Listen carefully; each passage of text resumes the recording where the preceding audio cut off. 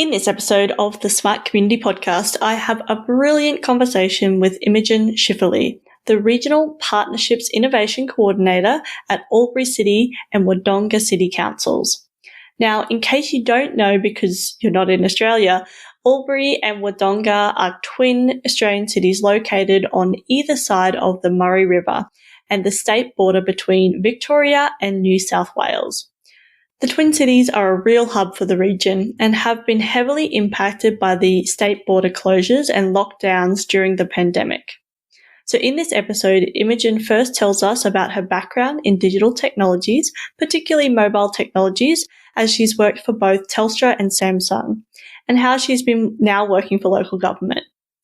We discuss the differences in drivers and attitudes between private companies and the public service, as well as the differences in smart community ideas between regional and urban environments.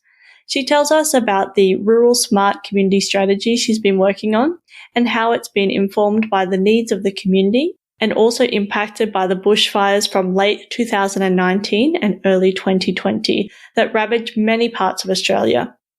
Imogen tells us about the 5 themes or initiatives that underpin the strategy and what it is like to try and bring together one strategy for 2 cities spanning 2 states, encompassing 17 local government areas and a lot of different needs. Of course, we finish our chat discussing the emerging trends of communities and individuals demanding more from their local governments and organisations, as well as some of Imogen's favourite smart community resources. As always, we hope you enjoy listening to this episode as much as we enjoyed making it. Welcome to the smart community, smart regions, smart towns, and smart cities. It's where we live, work, and play. With smart communities, the future starts today. Big data, smart mobility, emerging trends galore. The Smart Community Podcast is what you're looking for. Hello, Imogen. How are you today?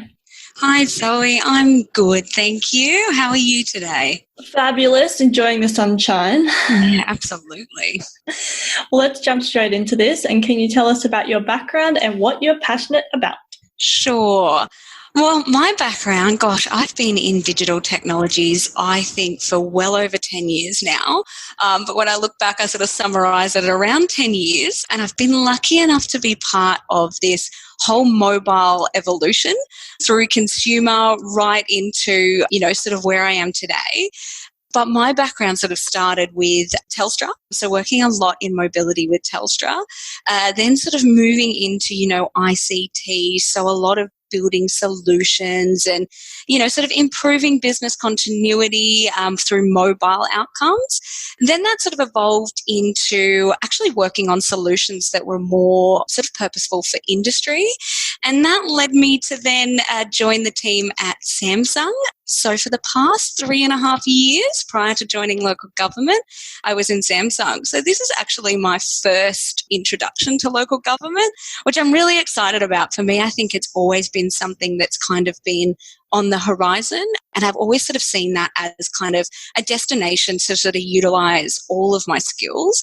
And I guess sort of what led me to want to join local government was that I'm incredibly passionate about what it means to be part of a generation that is responsible for making greater changes to leave this natural world greater than how we entered it.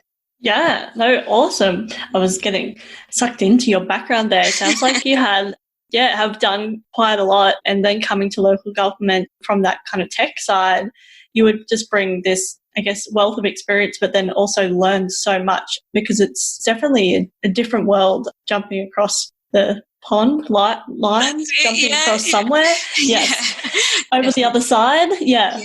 Yeah. The private sector is just something in on itself, and it's very, very focused, I guess, kind of on that fiscal mentality, which is totally understandable. It's a business model. And then when you enter local government, you kind of remove that bottom line responsibility. And it's all kind of then moved back into actually how can what I do today deliver a difference that's not necessarily fiscally driven. There's always, sort of business outcomes that we aim to work towards. But you sort of have this different vision of a community and kind of like a greater outcome than just looking at, okay, sort of bottom line, and then we can build a solution that will sort of make that flourish. It's more about people, and it's just, an absolute jump. And it's honestly, I'm still getting used to it. I think I'm about 11 months in, and I'm still sort of going, wow, kind of not waking up every day looking at a report and sort of going, all right, how can I meet that? But just kind of, generally looking at what I can do, how I can sort of build solutions and sort of greater collaborate. It's just completely different world. Yeah, the public good aspect or the public servant aspect is obviously much greater, but it's something that you feel more, I think, when you work in government, where you have to feel more, and you can't explain what it feels like until you experience it, I think. Yeah, absolutely. Yeah. Okay, let's go. What sparked your interest in the smart community space? Well, I think it's sort of leaning back to, that what I'm passionate about. And I was very lucky to sort of have the opportunity to have an introspective on my career very early in life and sort of go, great, based on all these incredible skills and everything I've experienced and been exposed to, particularly when I sort of worked in Samsung and we focused on all of these business solutions. And one of the things that really got me going, that sort of, I guess, kind of set my soul on fire, for lack of a better analogy, was when they presented to the Australian team this smart city concept that they'd developed and actually implemented in Japan. And it sort of presented this absolute nirvana of this city that ran so fluidly. Everyone was happy. I mean, we all understand Tokyo is kind of like this incredible oasis. And Samsung actually built the foundations for doing that from, a data server and exchange perspective. And I sort of remember looking at that and going, that just to be part of something like that delivers absolute transformation. How do I get in on this? And how do I see that happening for me? A number of years later, I sort of went, well, how can I kind of best use this storytelling mentality that I have and this understanding of technology to actually deliver on, the passion that I said before, which is my responsibility as part of a generation to make greater change for community. And smart cities or smart communities, we have this sort of source of collaboration and technology, and you kind of have to be this jack of all trades. And that really spoke to me. I really like to sort of move and be challenged, and one day can't be the same. So that kind of got me going into smart communities or smart cities. And then obviously kind of delivering that from a local government perspective seemed to me just absolutely shoe fits. So what is a smart community to you? For me, I think, I'm definitely approaching this from more of a rural versus urban perspective. And look, to give you some background there too, I haven't always lived in the country, in the trees. It's only been a very, very recent transition. Myself and my husband decided that, we were living in a city and both working, very city-centric jobs. And we sort of went, I think it's time for a tree change, sort of going back to roots for him, which was really nice for me to sort of live in the country. I've never lived this kind of life before. And going back to, sort of what a smart city or community looks like is very different. And what it is to me out here in my experience is it needs to be more of this sort of living organism or living experience that improves this livability and provides a greater quality of life through a series of systems that are designed to sort of intuitively understand and grow with you and grow around you. It's very, very different in an urban versus rural landscape to see that vision. So I've actually really liked living in, sort of one of the most renowned smart cities in the world, the city of Melbourne, to then coming out to more of this rural setting and understanding, okay, so if I move away from just looking at what digital enablement looks like and actually understand, well, the essence of a smart community is to improve the quality of life of those that reside within it. And that to me is the core of what it means. Mm-hmm. And can you give us some examples of when you talk about rural and regional areas? What are some of the things that are really, I guess, focused on in regional areas that maybe aren't so much in the city or vice versa? It's a good point, and I think it's around what people can really relate to. So I would say there's a much greater focus out here on climate indicators and climate pressures and how we actually implement the very, very fluid climate that we have. I'll use the example of the most recent bushfires that we experienced out here. Now, I actually live in regional Victoria, and so for me, I was actually in the forefront of a lot of those fires, and I sort of volunteer, and it actually informed a lot of the strategy that I'd written around, a rural smart city. But it's kind of those aspects where people can understand the tangibility of needing to understand their environment and their direct implications on it, and then how essentially government can influence those through digital technology. And I think it's very different in that urban environment. There's almost like an expectation that these things exist. Yeah, there's data sensors here, there's indicators here. Yeah, my bin might be smart. And that means a lot, because I think you need to drive efficiencies in life when, you're doing the commute to the city and those sorts of things. But out here, there's kind of not that inherent rat race. So it's looking at things that are more meaningful to the communities, looking at things that influence the communities, both, from environmental perspective, but then also from a municipal perspective. And that I see is a real difference and disparity between that urban and rural environment and expectation of what a smart community or smart city would be. That's so interesting. And yeah, the regional focus is something that I am very passionate about as well. So I love hearing other people's viewpoints on it as well, because I think it is different. There are definitely ingredients that go across all the different, no matter what area you're in. But I think that sense of, belonging and, quality of life that you spoke about, but also the understanding of, even just the culture of a place will play a huge part in what the vision or the strategy will be and the plan will be. And I guess it's the same, like that will happen across all different ones. But I think from a regional perspective, there's, more meaning put on what we talk about when we are talking about smart communities. Yeah, you're absolutely right. And I'm so glad to hear that you're also passionate about the sort of the regional adaptation, because it's sort of hard to find people that are really, really interested in how it is different. But yeah, you're absolutely right. It's more about creating meaning rather than creating data and outputs. Absolutely. Oh, that's gold. That's a tweetable answer right there, I reckon. Oh, perfect. The Twitter sphere is going to go off today with everything else that's going on, and then we're just adding to it. But yeah, I think that there's something special about it as well, and that it can be transformational. I think like in a city, there's so many things that make a city work. And in regional areas, there are different things that make it work.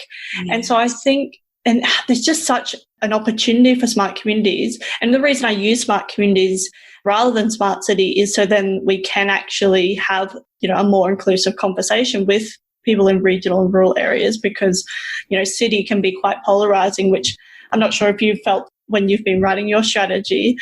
But yeah, just that, the difference, understanding the difference, but then how actually building in that to whatever, project or strategy or whatever you're doing.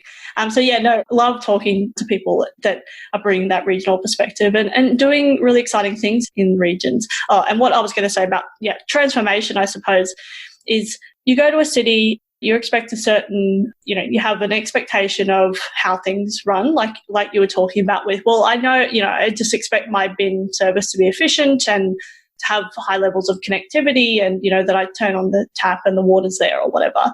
And we have similar expectations in regional areas, but some of them are very different. And particularly, I guess, back in the day when internet and mobile access wasn't a guarantee, you worked differently, you thought differently, you expected things. I think that carries through with people, even when after you move to the city or whatever, you still have that ingrained in you because, it's how you grew up or whatever. Absolutely. So I think there's a real opportunity for transformational change where it's not just, okay, well, now my bin service is more efficient, but I actually have access to the internet, which means as a farmer in off, season, I can offer, online courses or something like that. Yeah. And so I think, and that can be a new revenue stream. It can be a very lucrative one, or it can just be something that somebody does on the side. But imparting wisdom and, creating another income source is something that, you wouldn't be able to do if you didn't have this level of connectivity potentially. Yeah, you're absolutely right. And I think the summary of everything that you've sort of said there is we are resourceful, but we are also resilient because we have to be that level of resourcefulness in our everyday life, that we look at everything that we do as, all right, how can I make that a more resilient and sustainable practice? And that's from council right down to the individual and the community. Yeah, I totally agree. And I think there's a feeling of a more even playing field potentially where, we can have those conversations because, particularly in small communities, like I grew up in a very small community, I had no problems talking to the mayor about an issue. I was quite young and naive as well. But, had no problems, no problems kind of voicing those opinions.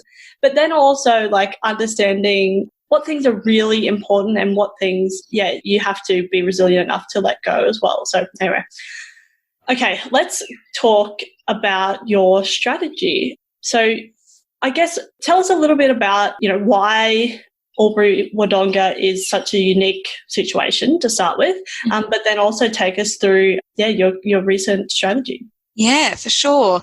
Look, I think Albury Wodonga, and honestly, this current environment, we're always going to, I think forevermore, we will reflect back on this pandemic and sort of go, what were the polarizing things that came out of it? It's a point in history that, although it comes with many negatives, is also incredibly exciting to be a part of. And I know that might seem a little bit politically incorrect at this point in time, but what it's done for relevance in terms of Albury Wodonga, honestly, was unforeseen.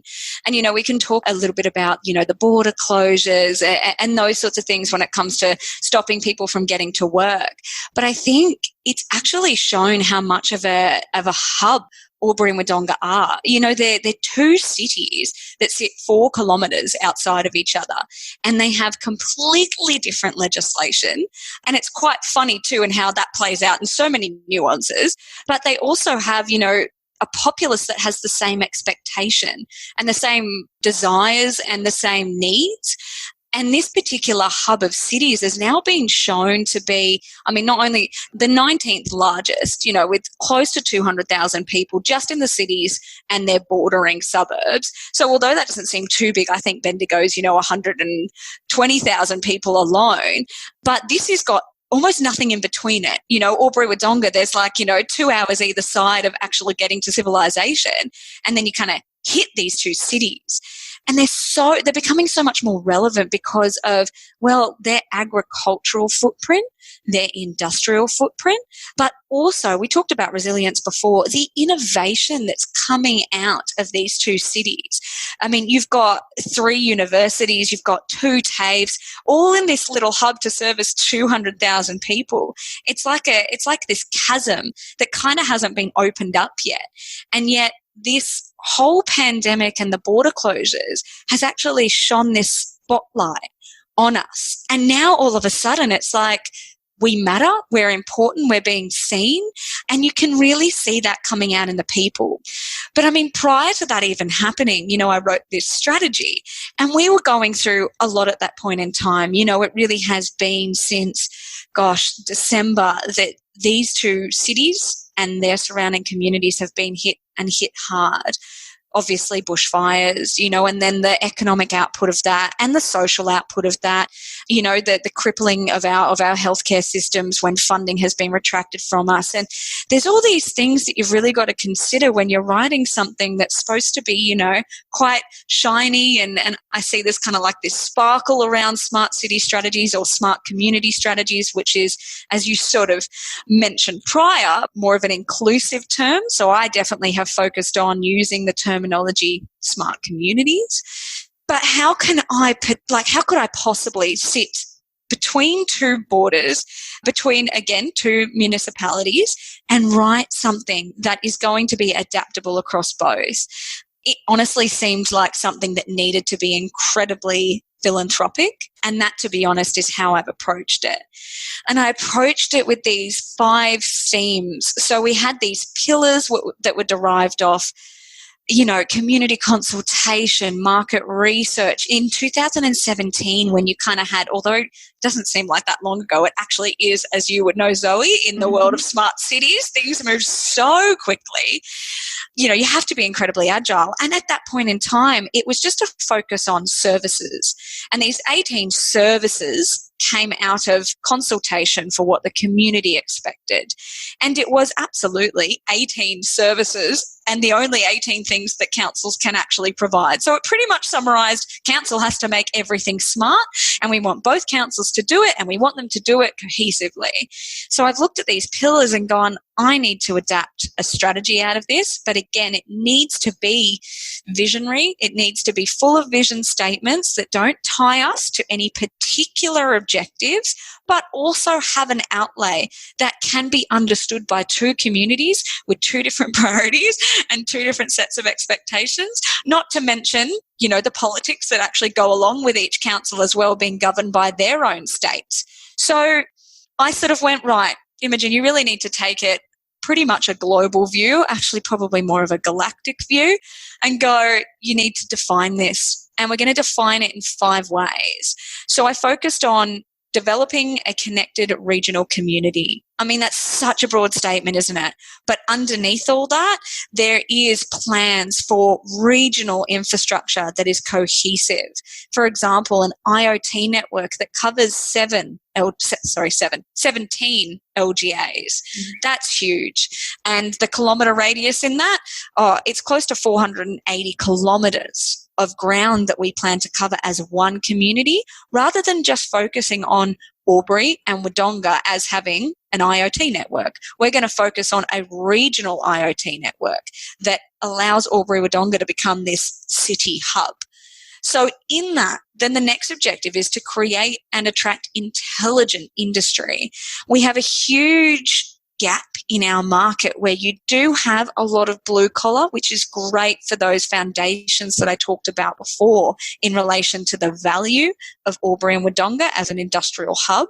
And then you've got people attending university that then don't actually stay in the region. So we've got this big disparity in this kind of white collar worker classification that actually informs more of that kind of corporate business side that drives the economy, and then also, sort of how we focus on retaining those people once they've gotten here. How do we attract this? How do we attract new development with a new trend? How do we make it more ecological? And how do we keep it here? I don't want it to just be kind of we do a couple of lighthouse things here and there. We want to retain this. The next theme that I focused on was building a sustainable and resilient environment, and I spoke about that before. It's something that's incredibly meaningful. The environment is everywhere. I mean, we live on Mother Earth, but it's not more prevalent than in rural Australia. And everything that we've seen and those fires that, I participated in, as well as the rest of my community, really informed that statement. And that we actually need to work on, data sets that actually inform not only the pattern of our environment, but provide us with a benchmark. We're relying on all these other organisations, the CSIRO, the Bureau of Meteorology, but we're not actually taking ownership as a region, not just Albury Wodonga, but as a region, to then say, this in our 17 LGAs is our climate. And that climate is huge. We hold the lungs for New South Wales and Albury. Apart from the Blue Mountains, this is the next state. It's the forest that breathes the air that comes through to Victoria. So for me, that ecological focus and utilising digital technologies to inform that and resilience plan for that is incredibly important. The next theme is focusing on growing and retaining agile innovators. So I talked a little bit about creating and attracting intelligent industry. Very important that we keep that white collar workforce here and they sort of build up the infrastructure with their knowledge, but also keeping and retaining these innovators. And I mentioned before that we actually have kind of this little communities popping up where, again, we've got to be resilient, we've got to be resourceful, so we're innovating. But how do we actually make that innovation purposeful for the region? Not, having hackathons that then deliver an innovation fit for Melbourne City or the City of Sydney, but how do we make it innovative for the region. And that again comes through focusing on things that are very, very similar to urban, smart city themes, which is, STEM programs, mentioned hackathons, innovation hubs, but they look very different in a urban environment to a rural environment, being that we don't actually have, all these people with an informed essentially an informed awareness of what an innovation hub actually is, so we sort of have to build up all of this awareness around all these programs, but we then want to retain it all here and actually provide people with the innovations that have come out of the region in their real everyday life. And finally, focused on wanting to provide an open and collaborative regional city. And this really goes back to that Albury and Wodonga being a custodian for all of those 4 previous themes and delivering them from a regional perspective. And that, again, is going to be coming from things like gathering regional data sets, but not just gathering regional data sets in relation to climate, but regional data sets in relation to things like travel, industry, transport and logistics. And we have a data set that is open sourced and can provide industry and people with the awareness of exactly what is happening in this region. Not just Albury, not just Wodonga, but the regions of people that come to build these cities. And I think it's so incredibly important and so very, very different from an urban smart city. This is a 480-kilometre smart community. Wow. So much has gone into that. And no, thank you so much for sharing. And I didn't want to interrupt. I just wanted to keep listening. So no, thanks so much for sharing that. And I'm really excited to see what projects and programs come out of this strategy, and I guess how you're going to deliver on some of these really big goals. But then, like you said, also making it, bring it back down to being quite practical as well, and what really is important for the region. Yeah, absolutely. And look, it's in the strategy. I've been very, very transparent around council's role. And I think that was really important to do, is to set that expectation. And going through all of these projects that, again, at quite high level, and they set a tone for an outcome. I have been very clear around our need to collaborate, our need to empower investment. And that's just not collaborating with, other government agencies. That's collaborating with our community to bring these projects to life, because we don't have a funding funnel for this sort of thing. It really is, how do I get my hands in every single pie to bring all of these objectives to light under these 5 key initiatives? Look, as I said, philanthropic, because it needs to be, and I can't wait to see how each time we approach one of these systematically, how it will actually grow and transform as we work with these 17 councils to actually get their view and their value and their needs and their community desires, because we all have these little strategies that sit within us. And how do we bring it through this smart community strategy? And I think that is going to be my best approach for success with this. Mm-hmm. No, really exciting, and can't wait to keep following along. And it was really great to hear you talk at the Smart Cities Communities of the Future conference last week. Really enjoyed that panel that you sat on. Yeah, thank you. It was really great to sort of sit there with other people it's always interesting. We've all got such different roles that are kind of focused in this area. And I think the theme that came out of that was, again, we need to be really resourceful. We need to be really resilient. And you could even see that in the individuals on that panel with me. And I remember Martin specifically sort of talking about, I have to do this, but I also have to do all of these other things. And again, it comes back to, okay, let's get resourceful, because we are regional Australia, yet we have so much significance. And I sort of think we're almost not aware of that. And we jump into these panels with all of these really, really interesting individuals that come from a very set or defined background of skills that inform their role. But in regional councils, that I'm essentially an anomaly, because that evidently doesn't seem to be the way. You've got IT guys building weather stations.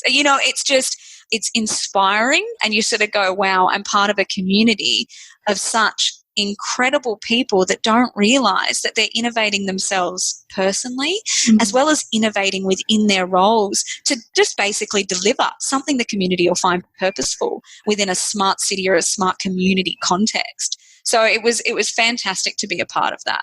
And that's such great insight there. And it's something that I've been talking about as well is when I go to I live in regional Australia, but when I go to other regions before COVID and spoke at conferences or attended conferences and talked to people, you did talk to people rather than somebody's role. And I think that's what you're identifying there is that personal innovation that you have to go through if you get thrown into one of these things, which comes with so many challenges, but also so much opportunity. And also, there's no one right way to do this, right? There's ways to do this, there's standards, there's things that we can learn, but there's no one right way to do this, particularly when you're talking about regional and rural Australia, I think. And I think that, that personal innovation that you have to go through, or I don't know, transformation, it's probably a bit wanky, but you know what? All the buzzwords today. Yeah. Buzzword bingo today. But yeah, you've put it really well, and it's something I've definitely identified as you start talking, to the people. And on that panel, you definitely were talking to the people, not the role that they are playing, which, you kind of become one and the same, I suppose. But yeah, really, really interesting. Absolutely. Okay, let's talk about emerging trends. What are the emerging trends that people aren't talking about enough? Wow. So look, for me, I actually see that I think I sort of mentioned it a little bit. Well, I have touched on it a little bit when it came to something like climate. And I actually think the trends that are emerging as right down to the individual, I think people are becoming, particularly in light of this current situation, more in tune, essentially, I don't want to say woke, but more woke to their own footprint in this world. And I think our capability to actually provide people with that insight through the use of, data sets, digital technologies, whatever it might be, is something as an expectation that I think is going to be a trend that we need to address. And I think it's going to come from industries actually being able to see, there's a need to really justify this project. People want to understand what the output's going to look like for future generations. We're no longer kind of living in this, this is shiny, this output is really exciting at short term. I think the trend is coming more about, all right, what does the planet look like in 30 years? And how are we addressing that? And the expectation is not only coming from within LGAs and councils, but like I sort of said, the individual in the community. I mean, what does, say, for example, I address a circular economy within the strategy? Because I think that's an incredibly important way to actually skew data, to look at, all right, like if we were to follow a piece of plastic from its evolution to its recycling point, what does that look like? And what data sets can we pull out of that? But it's the individual that has influenced that piece of plastic's journey. And we're going to need to start to be able to address that and allow the community or the individuals within the community to gain a sense of importance and awareness and, accessibility to that information. So that, for me, I think is a really exciting emerging trend, and I've not really seen that being publicly addressed yet. Mm-hmm. Yeah, I think that's a really interesting trend and definitely something that, we will see more of, that full life cycle tracking of, just that example of plastic or whatever or something, or what happens when you purchase a shirt versus this shirt versus that shirt. What are the factors that are going to go into the choices that we're making will be really fascinating to witness. And then you're right, the role of technology in that is going to be huge. So it will be really interesting to see how that pans out. And I think talking from like a local government perspective, there's certain things that like the community will start to demand that they weren't before. And I think similarly with things like data and privacy and security and those type of things that we're starting to have more mainstream conversations with, similarly we'll start to have, it's starting to happen in pockets about. But now I think more and more so will be in the mainstream of circular economy and things like that. Yeah, that's absolutely it. How do we inform people to make their best possible life choice on a daily basis? And I think that's something that, as you say, people want to know, and they're trying to do it on their own at the moment. And it's definitely our role in local government to provide them with that capability to make, that best choice. So it'll be really, really exciting to see where we start heading with this. Okay, 2 more questions. First one, and I know we're running out of time. First one, what are some of your favourite smart community resources? So what do you listen to? Who do you listen to, follow, etc.? Well, I mean, of course, this podcast, and of course, the Australian Smart Communities Association on all the web blasts and everything. I mean, what you guys do and the way you've taken this whole theme of very much moving from cities to communities and just the spans of people that get involved in, the event that I was in, but even on this podcast, that really helps to inform me that I'm not spinning my wheels in this technological world alone. There's other people out there all fighting the same challenges. So that you guys have been an incredible resource. But I also look from a bit of a tech and engineering background. I love the Australian Academy of Technology and Engineering. I'm on their website all the time, and they're always talking about actually really similar themes, but from this really, really analytical perspective. And I don't just mean data, I mean like analytics, and it's just really fascinating. Look, Mav Technology, they're great too, and they do a lot of really, really good kind of hackathons. And I love prior to the current environment, it's actually now really quite good because I can attend so many more things and kind of keep my accreditations up. But aside from that, and I know this is probably like a really kind of out there one, but I actually try to listen mostly to my community in this way of I interact a lot with my team members and I do a lot of presenting in council because they're my greatest indicators, people that actually work within council in our regional communities. And I sit on a number of different boards across the region that allow me to have those touch points in those 17 councils. So one of my greatest resources is actually all my local LGAs. That's brilliant. Thanks so much for sharing that, because I think that is something we need to, go back to a lot of the time, because sometimes we get so caught up, or not even caught up, we just are so interested in what's happening everywhere else except for where we are, unintentionally. Then when you actually come back to it, like, oh, right, there's a wealth of knowledge here that I can draw on. And then you can feed in those other bits that you find globally as well. So, thanks for sharing that. And Nathaniel Babington of Newcastle also said something similar around he just gets so much out of his team. So I love that. So that's awesome. Okay, one last question. Oh, it's been so great to chat with you, Imogen. I feel like we could talk for days, and I rection we will at some point. Oh, yeah, I think we should just hang up on this and just get on the phone and just have a chat. I agree. One last question. How can people connect with you? The best way to connect with me is my LinkedIn. So that's sort of more my professional network. There is a website, and I know you guys will provide all of this in the show notes, but the Two Cities, One Community website. So that's actually going to be my little baby, and the strategy that I've written will actually be published on there, but that's actually going to become, our community forum. And there's also a section there where you can actually send any questions through, and they'll come through to council and they'll come through to me. So if you feel like interacting in relation to the strategy, please jump on that website. And then aside from that, I sort of gave my Instagram handle for my personal social media.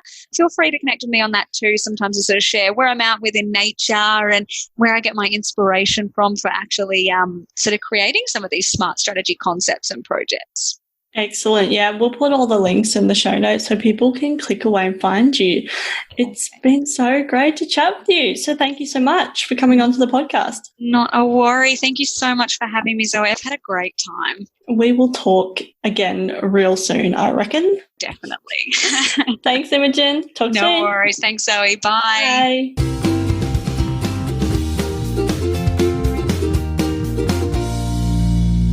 Are you looking for an engaging speaker, MC or facilitator for your next big event? Then we've got you covered. Zoe is a go-to speaker, MC and conversation facilitator with a difference. She's a master at simplifying the complex and making connections you might never see. Book Zoe for your next event. Email hello@mysmart.community or head over to her speaker page, www.mysmart.community/speaking. Thanks so much for listening to the Smart Community Podcast. Show notes for this episode and all other episodes are available on our website, mysmart.community/podcast. If you have any questions for us or any of our guests, you can email hello@mysmart.community. You can also find us on the socials. We are on LinkedIn and Twitter @SmartComHQ. That's com with 2 M's. If you are enjoying the podcast, please hit subscribe so you never miss an episode. And we would love for you to leave us a rating and review at wherever you listen. This really helps us reach more ears and eyes, so thank you for your support. As always, we hope you enjoyed listening to this episode as much as we enjoyed making it.